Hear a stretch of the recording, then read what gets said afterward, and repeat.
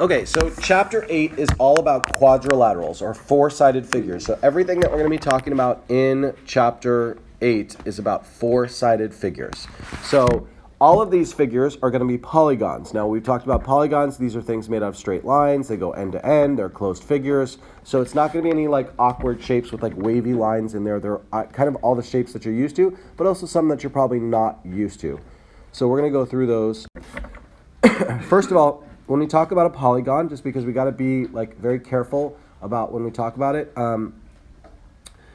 the parts of a polygon. Each segment that forms a polygon is a side of the polygon. Meaning, when we say the sides of the polygon, we mean all those segments. So, like, yes, we say sides, but really those are also segments. So they're like pieces of this much larger shape. And the common endpoint of two sides, all those dots right there, are those vertices. Like each one is a vertex.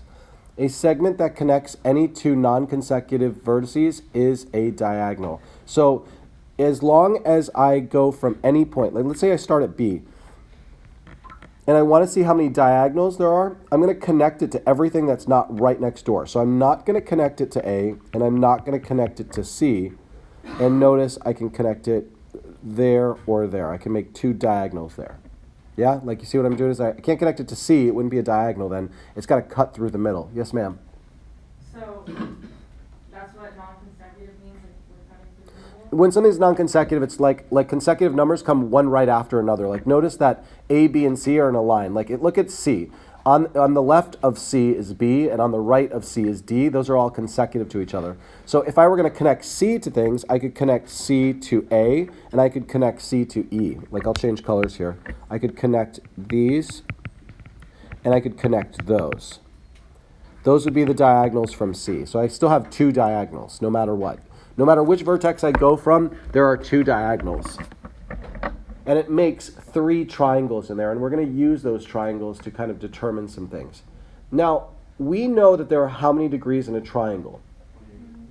180. And we're going to learn that there's a certain amount of degrees in every single shape. So, like, we have a formula to figure out how many degrees there are on the inside of every single polygon, but we're going to be dealing with a lot of quadrilaterals. So, I'm sorry, I don't think, I said quadrilateral. I think 8.1 is quadrilaterals, but we're going to be doing all sorts of polygons. So not all these are quadrilaterals, I just realized. Okay, so we're going to talk about naming them. Now, we're going to name all sorts of different polygons, and you know some of them, but some of them you may not. So it says you can name a polygon by its number of sides. If a triangle has 3 sides, it has 3 angles. Quadrilateral, 4 sides, 4 angles. Pentagon, 5 sides, 5 angles.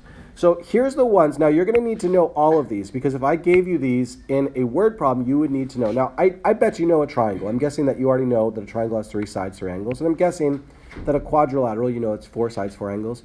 You probably recognize a pentagon. That's 5 sides and 5 angles. And you probably recognize a hexagon.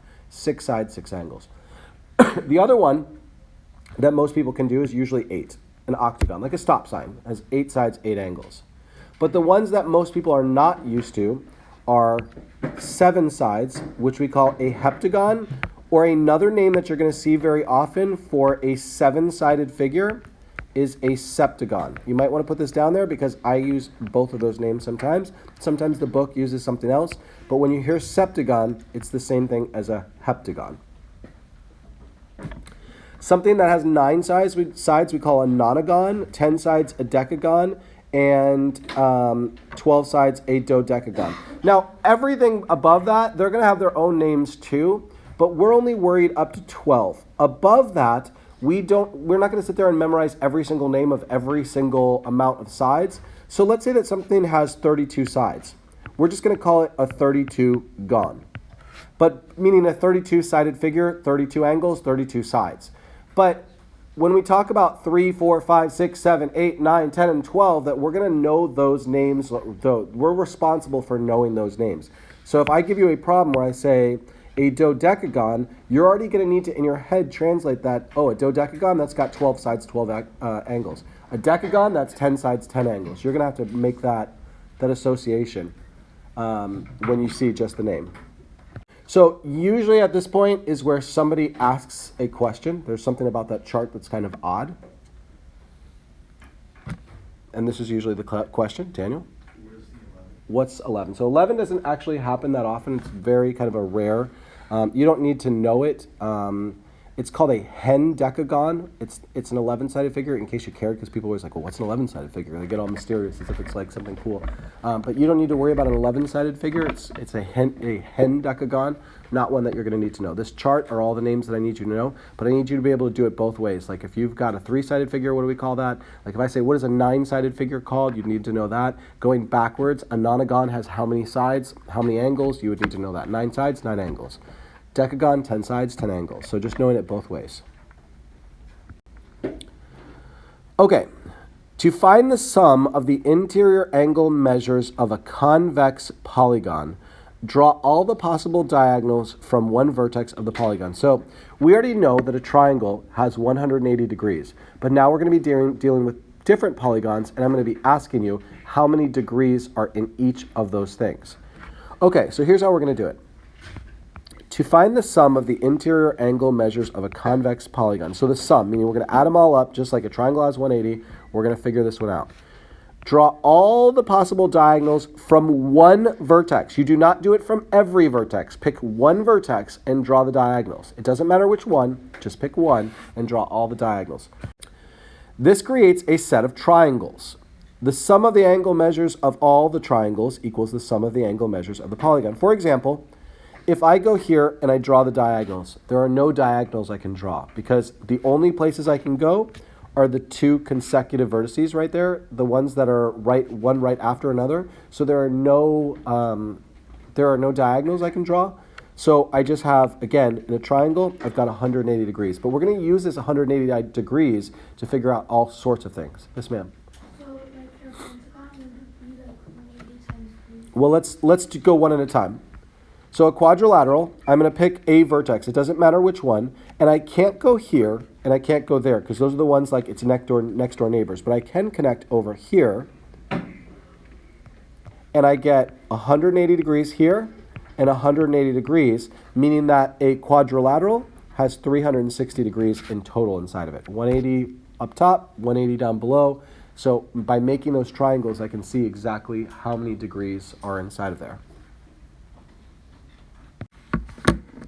And as you said, with a pentagon, it doesn't matter where you put, which vertex you pick. You're still going to make the same amount of triangles. So notice I can connect one here, and I can connect one there. I would not connect here and there because those would be consecutive. So now I have 180, 180, 180, or I have 3 times 180.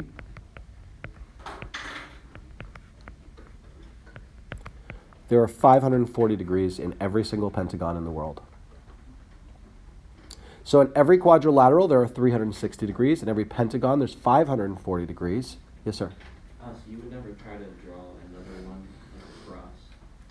Well, you're only going from one vertex. Don't do it from every vertex or you're going to get tons of triangles. So pick one vertex and make all the diagonals you can. I don't care which vertex you pick. Just pick one and draw all the diagonals from that one, not all of them. If you make all of them, you're going to have way too many degrees.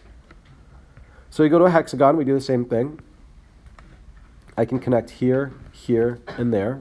The other ones would be consecutive. And I get 180s in this triangle, 180 in that triangle, 180 in this triangle, 180 in that triangle. Or, 180 times, there's 4 triangles now. 720 degrees in every hexagon. So it's a way of saying, like if I say a nonagon, you could draw a nonagon and then you could draw the diagonals and you could figure out how many degrees there are inside of there.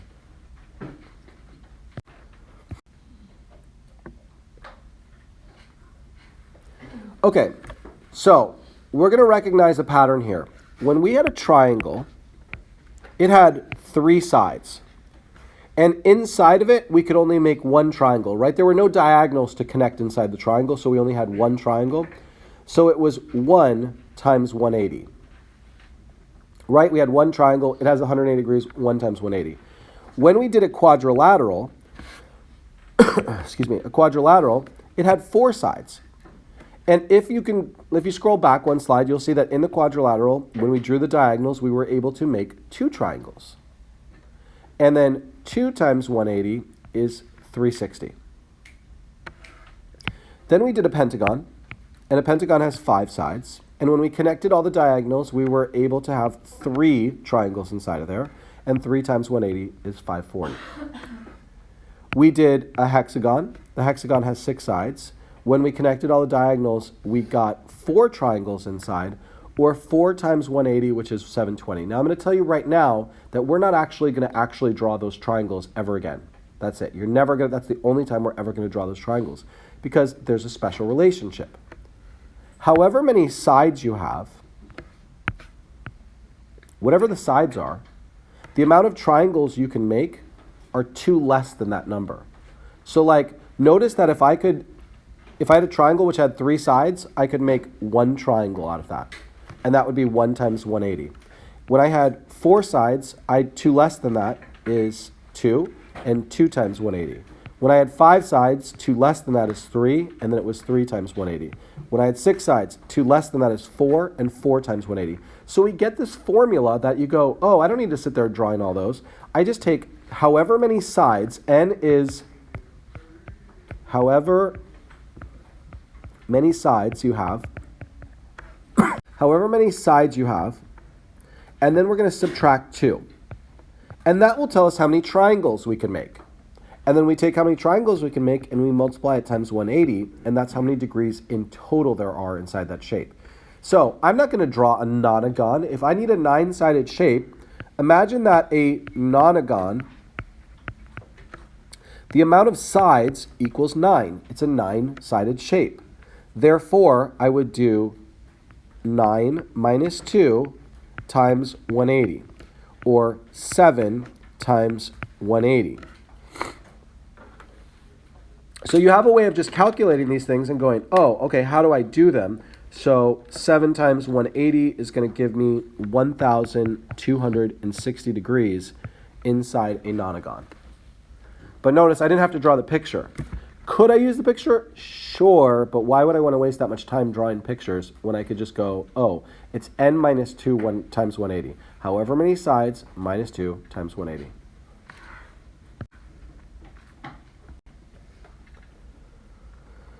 Okay, so this is called the polygon interior angles theorem. That's the name of that theorem that we're doing. The sum of the measures of the interior angles of a convex polygon is n minus 2 times 180. The reason that we're doing that, the reason that we can find that stuff out, is because we have the polygon interior angles theorem, and this works inside all convex polygons, meaning that we don't have like some side that's dented in. Like, remember that we had concave and convex? Like, this is like we don't have any concave shapes here. All our polygons are going to be convex. You're not going to deal with anything that are concave yet. And then we've got a corollary, and remember, corollaries are just like DLC. They're that add-on content. It's a little extra something to that. The interior angles of a quadrilateral. Now, we're going to be dealing with quadrilaterals so much that it's just easier to tell you this and have it its own theorem. Quadrilaterals happen so often. Trapezoids, kites, rhombuses, rectangles, squares. There's so many of them that we have its own corollary to the interior angles that says that the sum of the measures of the interior angles of a quadrilateral is 360. So if it's got 4 sides, there's 360 degrees in it. No need for a whole formula because we're going to be dealing with that one so often that when you see a square and somebody says, how many degrees are inside? You say 360. And when somebody sees a rectangle, they say, how many degrees are inside? You say 360. I see a trapezoid. How many degrees are inside? 360. I see a rectangle. How many degrees are inside? 360. How did I know that? Because of the corollary to the interior angles of a quadrilateral theorem.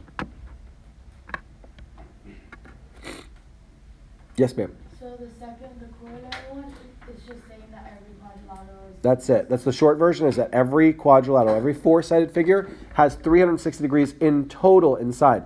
Now, it doesn't mean that they're all the same. It may, in some cases, it may be. It just means that in every single 4-sided figure, there will be 360 degrees when you add them up. So, are we going to start doing proofs again? Oh, how did you recognize that so quickly? How did you recognize that would be the case? Is there, Just, We're learning new theorems and corollaries, so I know. It's too good to be true. I know. There was this time. See, now you're going to miss tangent. You're going to be like, I love tangent. I love sine and cosine. Why can't we just do that all the time? that was so fun. Okay. Now, Too happy. here's the great thing about exterior angles. So we know about the interior angles. If we want to find the sum of the interior angles, it's n minus 2 times 180. This is the polygon exterior angle theorem. So we're talking about the angles on the outside. So at every single corner, if you will, imagine that what we've got here is a pentagon, right? 1, 2, 3, 4, 5. And when we say these exterior angles, all we're going to do is we're going to extend these lines to make angles on the outside, just so that we can talk about these angles on the outside. All I'm doing is extending the lines for a moment to talk about how many degrees are on the outside of a polygon. So this is the polygon exterior angles theorem. The sum of the measures, meaning when I add up all of the exterior angles of a convex polygon, will always equal 360 degrees. I don't care how many sides it have. It can have 3 sides, and the sum of the exterior angles will be 360. It can quite literally have 1 billion sides, and the sum of the exterior angles will be 360. Only on the exterior. So you got to kind of set up yourself like this. When we're talking about the interior, and we're talking about the sum of angles, in the interior, it's always n minus 2 times 180. But on the exterior, it's always just 360. They add up to 360. So just knowing that the 360 degrees on the exterior of any polygon, add up those convex polygons, you add up how many degrees are on the outside, you're going to have 360 degrees. It makes it super easy. Actually, exterior is easier than interior. But we don't deal with it as often, so sometimes people forget that.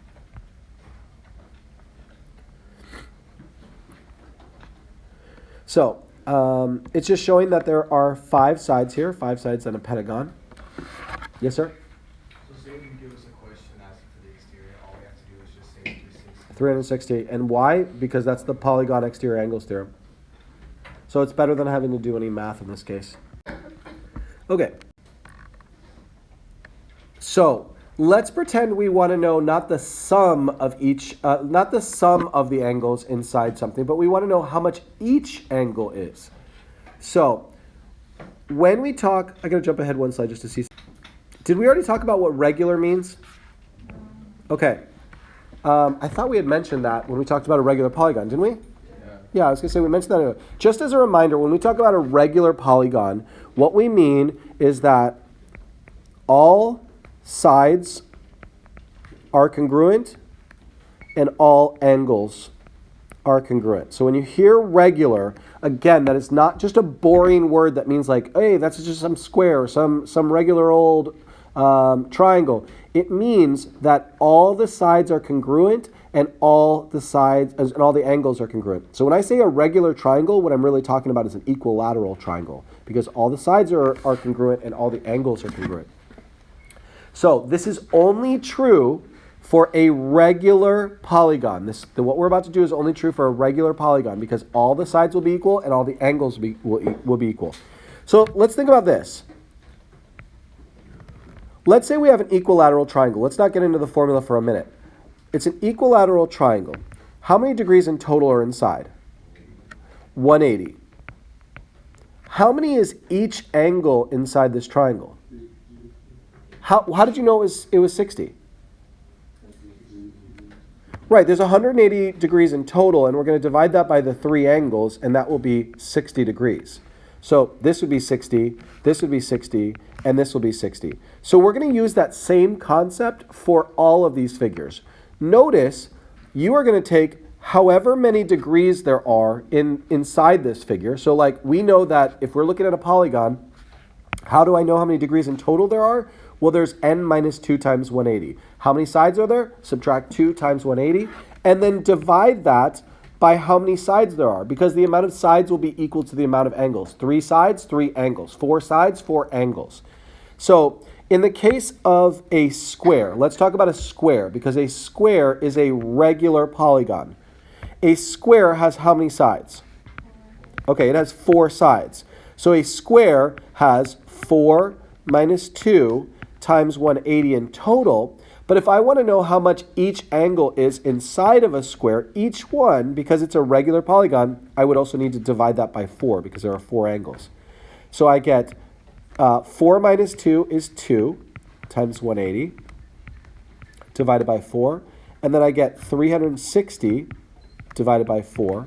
And I get 90 degrees. And isn't that true that a square has 4 90-degree angles? That's exactly what we're doing there. How much would each angle be if this is a regular polygon? It has to be a regular polygon. It's not true for like an isosceles triangle. Not all the angles will always be the same. A scalene triangle won't have all the same angles the same. This is for a regular polygon.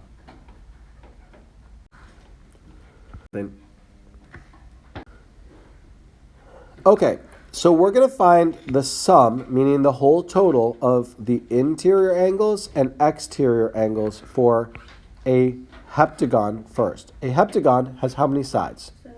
7 sides. So I'm just going to put right here that n equals 7. 7 sides. So knowing the name of this is like the key. Like it says heptagon, 7 sides. So what is my formula to find the sum of the interior angles? What's the formula? 7 times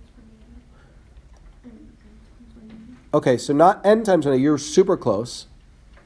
N minus 2 N minus 2 times 180. That will give me the sum, how much there is in total. In this case, we're going to do 7 minus 2 times 180. Or 5 times 180. What does that give me?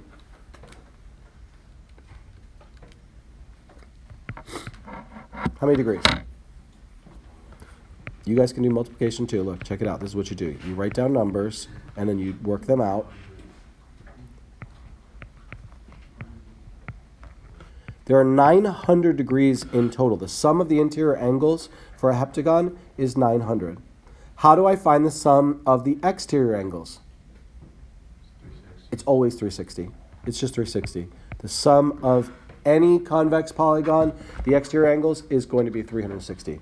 Let's do a 17gon, meaning a 17-sided figure where n is equal to 17. Well, my formula is n minus 2 times 180, or 17 minus 2 times 180, or 15 times 180. And 15 times 180 is going to give me 2,700 degrees in total inside a 17gon. How do I figure out how many degrees on the exterior of a 17gon? 360. So it's super easy to figure out the sum of the exterior angles. Yes, sir? So when would it be 360? Sorry? When would it be 360 degrees? Well, we're talking about convex polygons and concave polygons, where it kind of looks like one of these polygons that is dented inward. That is not the case for concave polygons. Okay. Find the measures of each. This is so important. We're not talking about in total. Of each interior angle and each exterior angle. Oh, each interior and each exterior of the given polygon. Now notice each one says regular, regular, regular, regular. I wouldn't be able to do this without that word. A regular quadrilateral has 4 sides that are congruent and 4 angles that are congruent. A regular octagon, 8 angles congruent, 8 sides congruent. So let's talk about each interior angle. How do I find the measure of each interior angle on a regular quadrilateral? You do n minus 2 times 180 divided by n. Okay, here's our equation. Because the top part gives us how many degrees in total, the bottom part divides it by how many angles there are. What is n in this case? It's 4. So we get 4 minus 2 times 180 divided by 4. And we did this a moment ago. We got 360 divided by 4, which gave me 90 degrees. Each angle on the interior is equal to 90 degrees. Now, each angle on the exterior is not equal to, is not the same, I shouldn't say it's not the same setup. We need to, on the exterior, take the total amount of angles, the total amount of degrees on the outside, and then divide it by n, how many angles there are, how many sides there are. So how many degrees in total are there on the outside? And then we divide it by how many sides there are on a quadrilateral? 4. So actually on a quadrilateral, this is one of the situations where it does end up being the same, where we get the exterior, each exterior angle is also 90 degrees. That will not be the case for every one of them. Don't get in a pattern of doing like 90 and 90, like 20 and 20. It doesn't always work out that way. So we're going to do an octagon now. What is the number of sides of an octagon? 8. So remember, we're going to do n minus 2 times 180 divided by n, in which case it would be 8 minus 2 times 180 divided by 8, which is 6 times 180. 6 times 180 is 1,080 divided by 8. If I divide that by 8, each angle on the interior is 135 degrees. So on the interior of this, each angle is 135 degrees. Now, again, how do I find each exterior angle on an octagon? What's that? Divide what by the side? How many degrees in total on the exterior of an octagon? 316. So what do I divide by? 8. By 8. So 360 divided by 8. Now, hopefully, like we're going like, okay, well, how do I do that? Just divide it out. You're going to see that each angle on the outside is actually 45 degrees.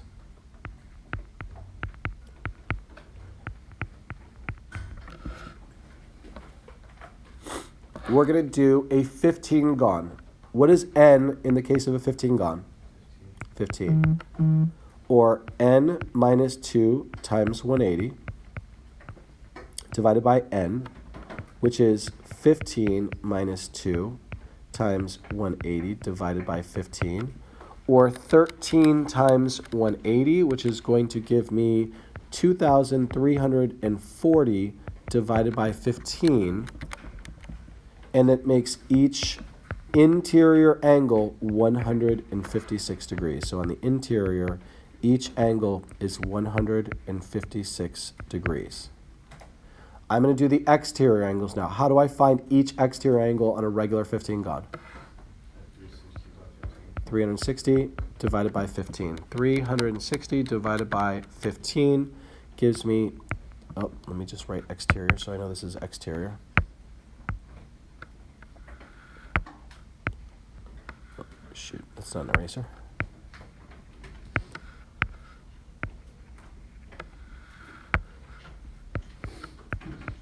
Exterior equals 24 degrees. Last but not least, we're going to do a 20 gon. The number of sides is 20.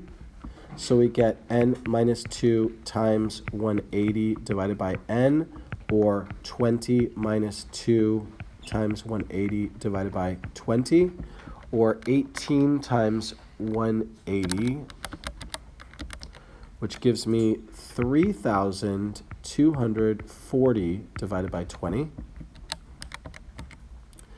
which gives me 162 degrees. So interior is equal to, each interior angle is equal to 162. How do I find each exterior angle? By what? Not by 18. By how much? By 20. Remember, it's the number of sides, not the number of sides minus 2. So we've got 360 divided by 20, which gives me 18 degrees. Now check this out. There's something going on with those numbers. Did you notice it? What is it? When you add them together, they both equal 180. Every single time they equal 180. And check out why you should have been like, that makes perfect sense. Check this out. Like, let's say that I do a, let me pick one like an octagon. I can draw an octagon. So here we go. I'm going to do my best to draw an octagon at least. Oh, of course, this isn't Notability, so I don't get my straight lines.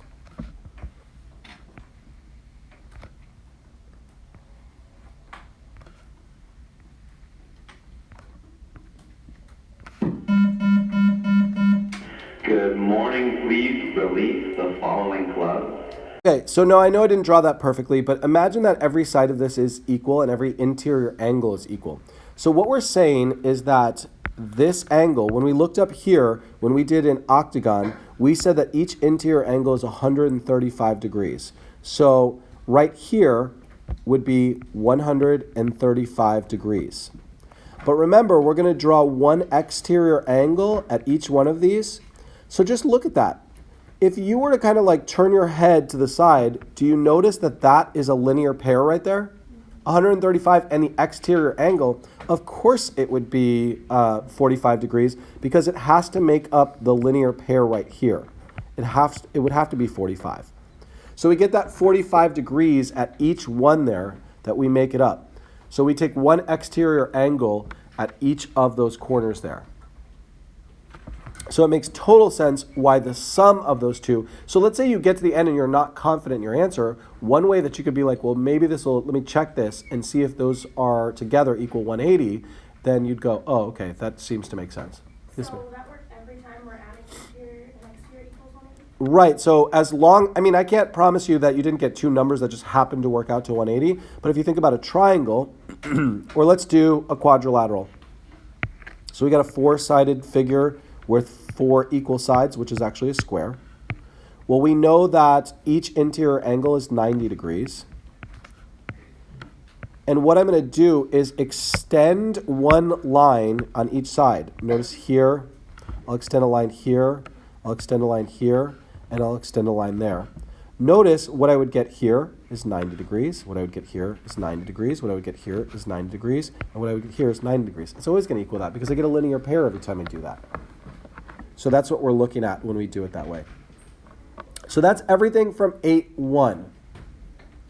Now, that's when they are regular. So like if they are regular, we're going to be dealing with things. So you go, well, what if they're not regular? Well, then we need to know what they're going to add up to in total. But it's like right now we're dealing with regular ones. And how does that break down? The key things to take away on the exterior of every single polygon, the sum of those exterior angles will always be 360. The sum of the interior angles will always be n minus 2 times 180.